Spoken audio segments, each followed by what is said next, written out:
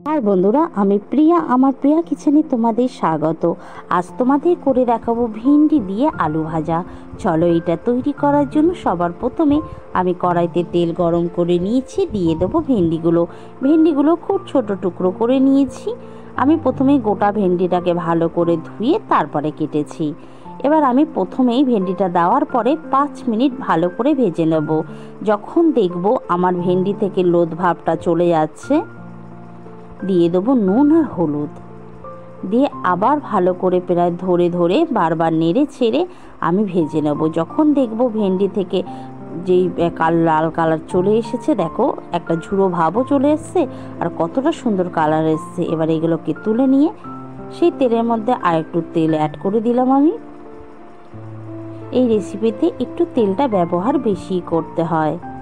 দিয়ে দেবো সামান্য একটু কালো জিরে, আর ঝালের জন্য দেবো শুকনো লঙ্কা। এখানে তোমরা কাঁচা লঙ্কাও ব্যবহার করতে পারো। দিয়ে দেবো টুকরো করে কেটে রাখা আলুটাকে। আলুগুলো খুব ছোট করে আমি টুকরো করে নিয়েছি। এবার আলুটাকেই সেম প্রসেসেই আগে নুন হলুদটা আমরা ব্যবহার করব না। প্রথমে আগে 5 থেকে 7 মিনিট বারবার নেড়ে ছেড়ে ভেজে নেব। যখন দেখব আমাদের আলু থেকে যে জলটা বেরিয়ে আসে সেটা শুকিয়ে যায়, দেখো তোমরা বুঝতে পারছো আলুর যে জলটা বেরিয়ে এসেছিল সেটা কিন্তু শুকিয়ে আসছে।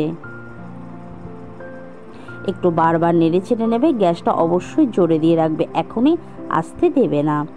এবার একটু দেখো তোমরা কত সুন্দর হচ্ছে, জলটাও আমাদের কিন্তু আলু থেকে শুকিয়ে গেছে। এবার আমি তাড়াতাড়ি সিদ্ধ হয়ে যাওয়ার জন্য স্বাদ অনুযায়ী লবণ দিয়ে দেবো, আর দিয়ে দেবো সামান্য একটু হলুদ, দিয়ে আবার প্রায় 4 থেকে 5 মিনিট একটুখানি ভাজবো।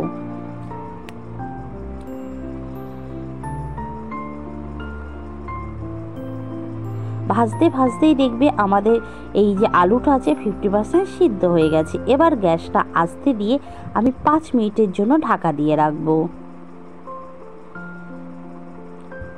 আমার 5 মিনিট হয়ে গেছে। গ্যাসটা আবার আমি জোরে দিয়ে দিলাম, দিয়ে এবার আবার একটু হালকা হালকা করে নেড়ে ছেড়ে নিচ্ছি। বারবার এই রেসিপিতে বারবার নেড়ে ছেড়ে আলুগুলোকে লাল আকার করে নিতে হবে। দেখো আলুটা খুব সুন্দর সিদ্ধ হয়েছে, দেখে নিলাম। দিয়ে দেবো এবার আমি ভেজে রাখা ভেন্ডিগুলোকে। ভেন্ডিটা দিয়েও আলুর সাথে ভালো করে মিশিয়ে বারবার নাড়বো। বেশি চেপে নাড়বে না, হালকা হালকা করে নাড়বে।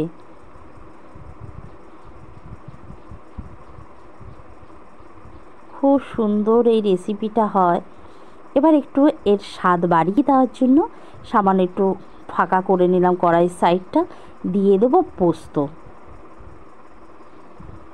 এই রেসিপিতে পোস্তর যে একটা ক্রাঞ্চি ভাব আসবে, সেটা খেতে আরও অসাধারণ লাগে।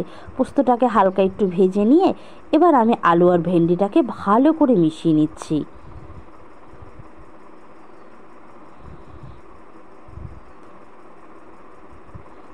দেখো ভালো করে মেশানো হয়েছে। এবার আমি বারবার হালকা হালকা করে নেড়ে নেব, আর দেখবে এই নাড়তে নাড়তে একটা আলাদাই ক্রাঞ্চি ভাব চলে আসবে, আর ভাজা থেকে কি সুন্দর হালকা একটা তেল বেরিয়ে আসবে, তোমরা বুঝতেই পারছো। তার মানে আমাদের এটা রেডি হয়ে গেছে। এই রেসিপিটা না তুমি ডালের পাতে বলো, যে কোনো সাথে বলো না কেন, অসাধারণ খেতে লাগে।